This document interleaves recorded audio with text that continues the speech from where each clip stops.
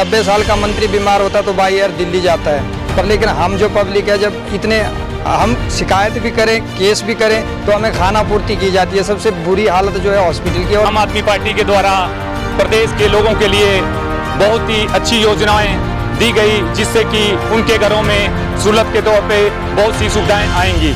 जो एक महिला के सम्मान में दी जा रही है, तो एक बहुत बड़ा सपोर्ट है उसके लिए।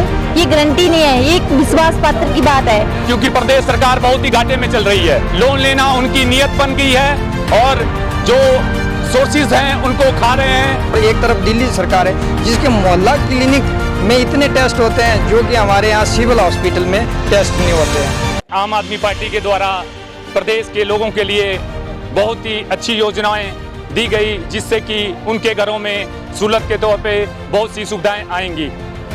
मेरा मानना है कि सरकारें हम केवल देखने के लिए नहीं बनाते, सरकारों के द्वारा आम आदमी के लिए कुछ काम किया जाना चाहिए।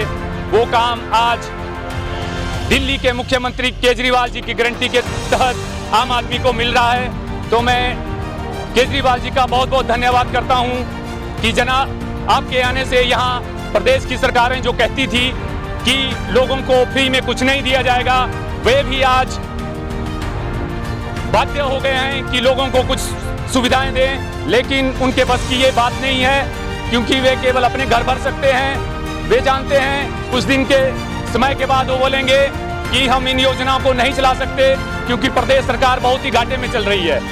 क्योंकि लोन लेना उनकी नियत बन गई है और जो सोर्सेज हैं उनको खा रहे हैं, पर आम जनता के हित पे वो बात नहीं कर रहे हैं। लेकिन जैसे ही प्रदेश में आम आदमी पार्टी आई, उसके द्वारा प्रदेश की जनता को 10 योजनाएं दी गई, जिससे आम आदमी के घर में सहूलत आएगी और उनका जीवन भी सुलभ होगा। आम आदमी पार्टी ने महिलाओं के पक्ष में एक बहुत अच्छी गारंटी दी है कि जिसमें 18 साल की लड़कियों को 1000 रुपये पर मंथ के हिसाब से दिया जाएगा, और साथ ही साथ में बुज़ुर्ग जो महिलाएं हैं उन्हें भी 1000 रुपये देने का वादा किया है। तो मुझे ऐसा लगता है कि इस जो 1000 रुपये की राशि पर महीना जो एक महिला के सम्मान में दी जा रही है, तो एक बहुत बड़ा सपोर्ट है उसके लिए। तो उससे वो अपना एजुकेशन का खर्चा या अपना पर्सनल खर्चा कुछ भी जो है अपनी मर्जी के मुताबिक खर्च कर सकती है। मैं आम आदमी पार्टी को इसलिए समर्थक में हूँ क्योंकि 19 मार्च 2016 को जब इलेक्शन आता है, तो ये जो भी सरकार है, बीजेपी हो, कांग्रेस हो, तो ये जो क्या करती है कि घोषणाएं करती है, और हमारे भी कई घोषणाएं की हॉस्पिटल की जिसमें 50 बेड का सिविल अस्पताल की घोषणा की एमएलए साहब ने।